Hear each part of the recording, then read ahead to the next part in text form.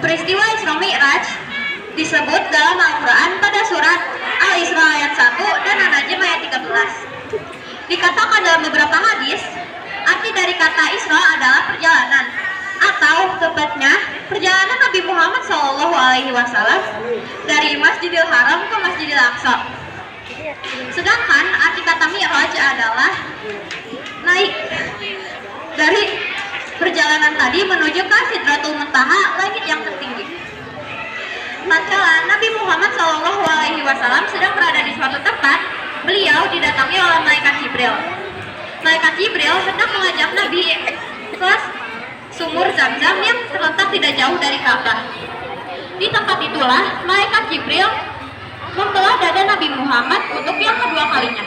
Dahulu ketika beliau masih berumur 4 tahun, malaikat Jibril pernah melakukan hal yang sama. Dan ketika itu pula malaikat Jibril berkata, "Wahai Nabi, tenangkan dirimu dan berbaringlah. Aku akan mensucikan hati dan jiwamu." Pembelahan dada Nabi kali ini dilakukan sebagai persiapan untuk bertemu dengan Allah Subhanahu wa Ta'ala. Segala prasangka buruk yang ada dalam hati beliau harus dibersihkan terlebih dahulu, walaupun hanya sedikit. Maka, ketika dirasa telah cukup, Jibril mengembalikan keadaan seperti semula, seolah-olah tidak terjadi apa-apa. Dan ketika Nabi membuka mata, beliau melihat ada seekor hewan yang menyerupai kuda, lengkap dengan pelana dan tali kekangnya. Hewan tersebut dinamai dan dikenal sebagai buruk, yang dikatakan kecepatan buruk sejauh kedua mata memandang. Sesampainya di Masjidil Aqsa, Nabi berjalan menuju masjid, lalu beliau sholat 2 rakaat. Selepas sholat, malaikat Jibril memberikan 2 buah minuman ke hadapan Nabi Muhammad SAW. Yang pertama, minuman berisi khamr, minuman memabukkan. Dan yang satunya lagi berisi susu. Dikatakanlah kepadanya, "Wahai Muhammad, pilihlah salah satu di antara 2 minuman ini." Ternyata Nabi Muhammad memilih minuman yang berisi susu. Lalu malaikat Jibril pun berkata, "Wahai Muhammad, engkau telah memilih sesuatu." Mengajak Nabi Muhammad SAW untuk naik ke langit. Inilah yang dinamakan peristiwa Mi'raj.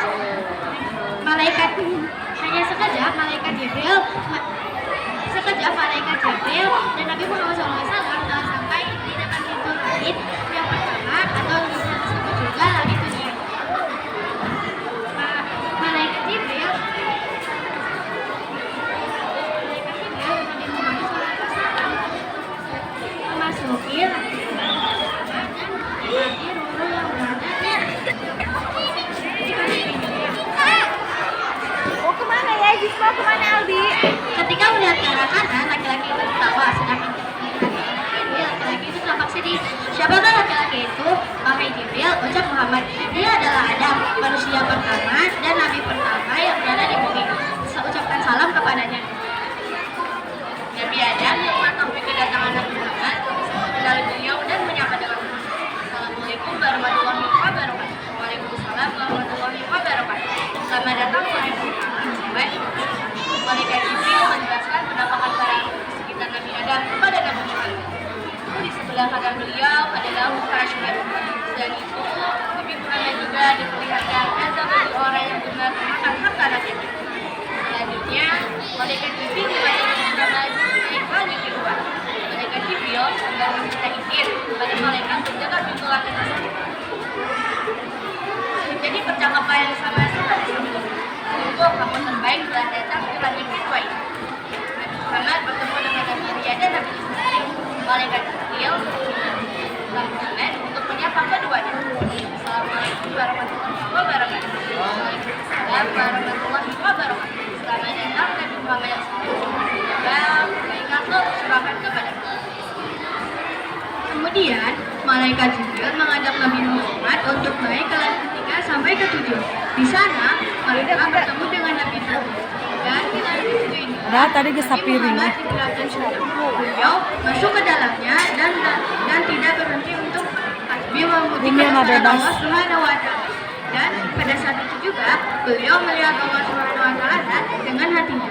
Pada saat itulah Allah Subhanahu wa taala mewajibkan hambanya untuk sholat 50 kali dalam sehari. Setelah menerima tugas dari Allah Subhanahu wa taala, Nabi Muhammad turun ke langit ke-6. Beliau berjumpa dengan Nabi Musa. Mereka saling berbincang tentang apa yang telah diperintahkan Allah kepada Nabi Muhammad. Sehingga Nabi Musa menasihati Nabi Muhammad agar meminta keringanan kepada Allah atas apa yang telah diperintahkannya. Sehingga Allah meringankan perintah sholat yang tadinya 50 kali dalam sehari menjadi 5 waktu. Setibanya di Masjidil Aqsa, malaikat Jibril menghadirkan nabi-nabi terdahulu untuk menjadi makmum sholat Nabi Muhammad. Setelah itu, Nabi Muhammad naik ke punggung Buraq untuk kembali ke Mekah dan tiba di sana sebelum pagi hari.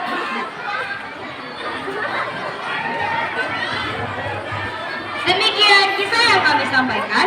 Kurang dan lebihnya mohon maaf. Bila kita taufik wal hidayah. Wassalamualaikum warahmatullahi wabarakatuh.